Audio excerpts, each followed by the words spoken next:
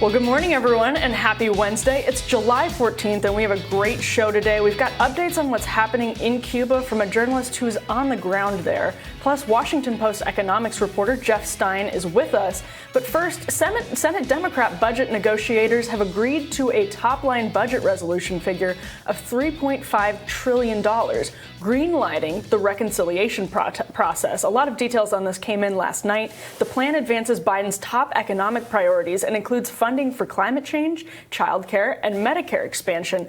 Ryan, what's your reaction to this news? It seems like, at least from the left's perspective, this is quite a breakthrough. Well, it's extraordinarily vindicating of a decade plus of criticism that the progressive wing of the party has been delivering to the establishment wing. And it is an acceptance of the premise that more is possible. When Barack Obama and Rahm Emanuel confronted the financial crisis in 2009, Rahm Emanuel told him there's no way you can get anything with a T through Congress. As a result of that, everything has fallen apart since then. I think the kind of rise in hostility toward institutions, the millions of people losing their homes and their jobs over the last 10 years, the fabric of our society being pulled apart, goes back to Obama's decision not to go big after the financial crisis, not to go after Wall Street, and not to go hard toward a recovery for the middle class and for the working class, and instead allowing all of the gains to flow to the top. That has been a central focus of left-wing criticism and right-wing populist criticism since then.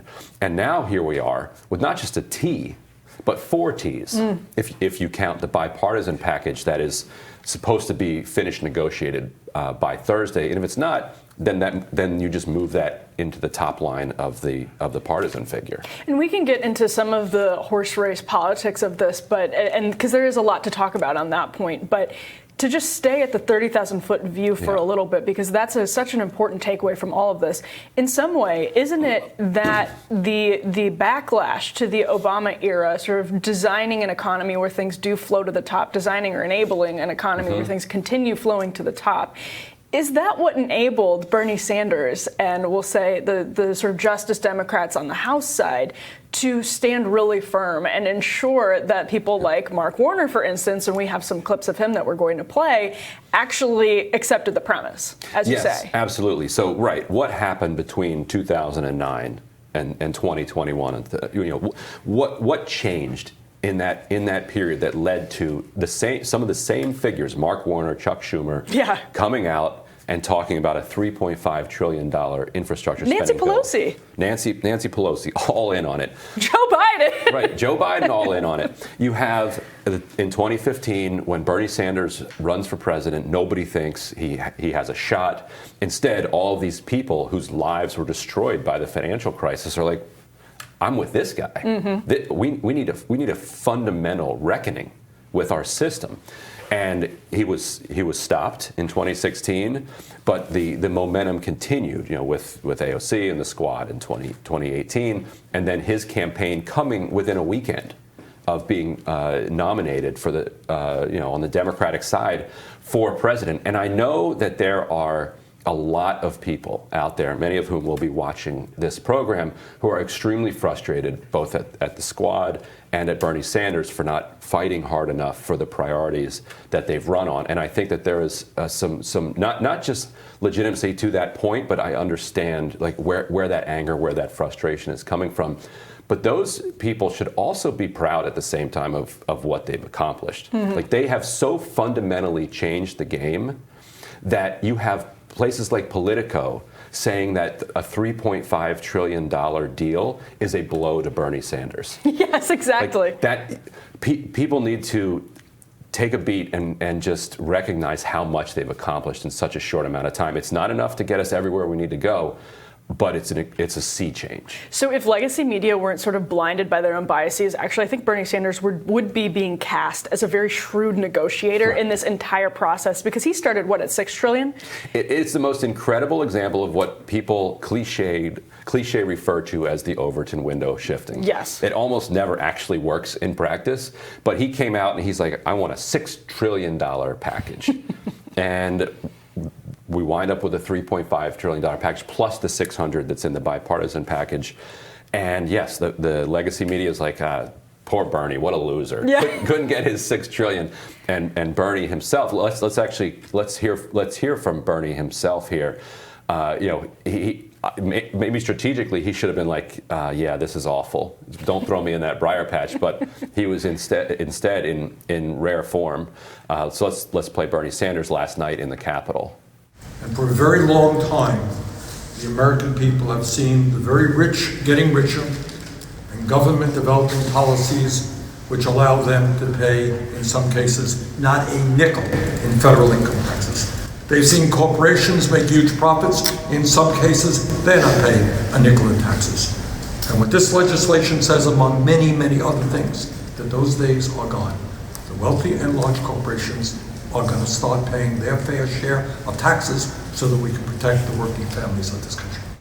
Now, I don't think that's actually going to happen as a result of this bill. There'd be a lot more would need to be done for the wealthy people to start actually paying taxes. Mark Warner also weighed in. We're going to hear from Mark Warner and Chuck Schumer, but let's stay with Mark Warner. He's been the key moderate negotiator on the committee. He also weighed in on the gravity of the bill in the Capitol last night. Let's take a look at that. I've been in this job for now about 12 years. I can't think of a more meaningful effort that we're taking on than what we're doing right now. Probably more meaningful than anything I've done in my public service. So I think a lot of us have realized this is that moment where we rally this country to dream big and do big things. And I think over the next couple of weeks, you're going to see that executed on the floor of the Senate. What's so remarkable to me about that moment from Mark Warner is that he's sounding a lot like Bernie Sanders. This is a moment that we need to go big. When he came out, he said, let me echo what Bernie Sanders is saying. And so people need to understand that the realignment that has happened in politics means that Mark Warner is now closer to Bernie Sanders than he is closer to any other Republican. Right. That has never been the case in the history of the United States Senate, that you have the parties divided along ideological lines like that. And on antitrust issues, you have people like Josh Hawley who are closer to Bernie Sanders than they are to a lot of people on a lot of like establishment Republicans. It is really remarkable. And Ryan flagged this clip actually of it's a soundbite from Mark Warner that he just alluded to, but I think it's worth watching. Ryan was playing it on a loop in the green room earlier this morning. Let's take a look at it. Well, let me follow Bernie and echo what he said and thank Chuck Schumer for his leadership and the whole committee. So he just sort of gives the awkward arm tap. Let me follow Bernie and echo what he said. I mean, that's how far have we gotten that Mark Warner is going to say, let me follow Bernie and echo what he said. Bernie Sanders, chairman of the Budget Committee, ushering through this $3.5 trillion package. Chuck Schumer laid out some of the details of what's in it. Here's Chuck Schumer last night. The Budget Committee has come to an agreement. The budget resolution with instructions will be $3.5 trillion. You add that to the $600 billion in the bipartisan plan, you get to 4.1, which is very, very close to what President Biden asked us for. Every major program that President Biden has asked us for is funded in a robust way. And in addition, we are making some additions to that. Most important, something that Senator Sanders has led and convinced America is so important, which is a robust expansion of Medicare, including including money for dental, vision, and hearing. Dental, vision, and hearing. So this does remind me a little bit of something that happened a few times throughout the course of the Trump administration, where there were these victory laps about big deals that had been reached on healthcare or DACA or wherever it is.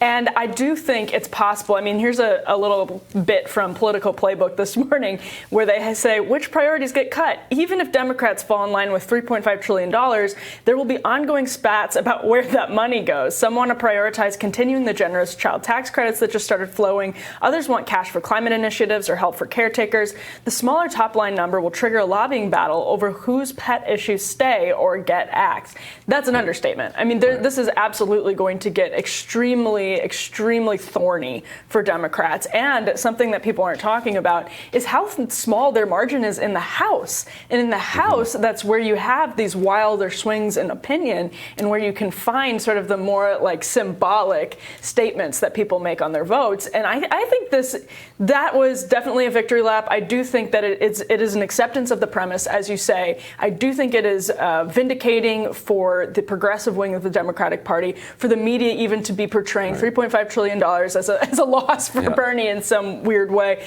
But at the same time, this is a long way from home. Right. And Jeff Stein, who we'll have on later in the show, posted what I think is a slightly smarter analysis than Politico Playbook had. Let's put Jeff's post up here. So he makes the same point at the top. What he says at the bottom, though, that may take the form of compressing the duration of the spending for certain programs like child tax credit or EITC. And what he means by that, and I've heard that this is happening with the Civilian Climate Corps, which I talked about in a recent radar. They want to get, say, $60 billion a year, or whatever they want to get for it. If you spread that out over 10 years, it costs $600 billion.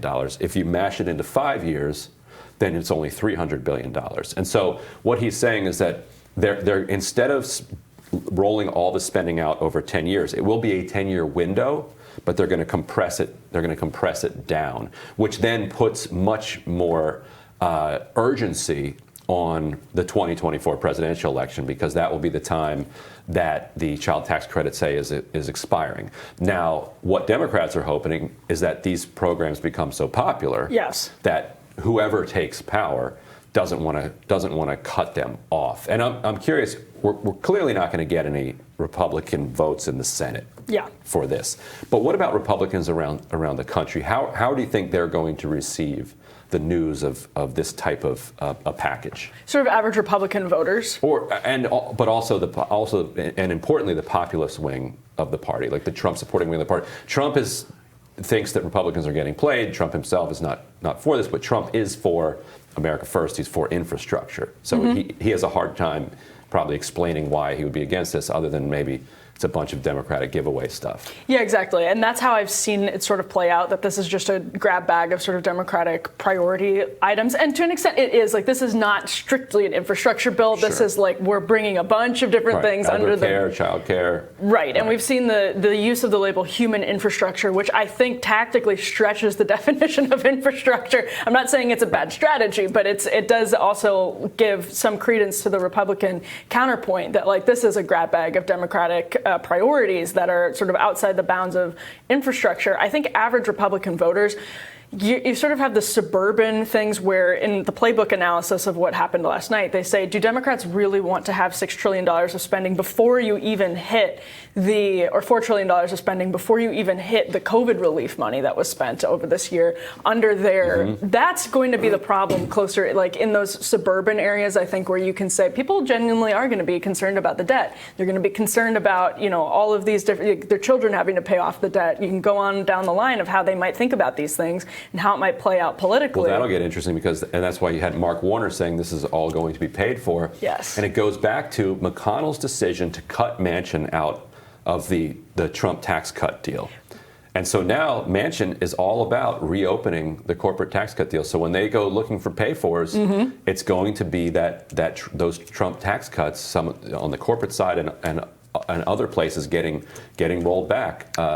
And I think that's why that sort of suburban demographic that both parties are fighting bitterly over right now, that generally voted Republican, then went Democrat over the Trump years, that's where I think you see the rubber meets the road in these discussions and negotiations. I think on the right, there was a sort of idea of using infrastructure to implement an industrial policy. To the extent there's an industrial policy in this infrastructure bill, it's on climate issues. Right. And so I think that's probably why you see a lot of, you don't hear a lot coming from Republicans or populist Republicans. Which is weird. There's still jobs. Manufacturing solar panels, manufacturing batteries, manufacturing wind turbines.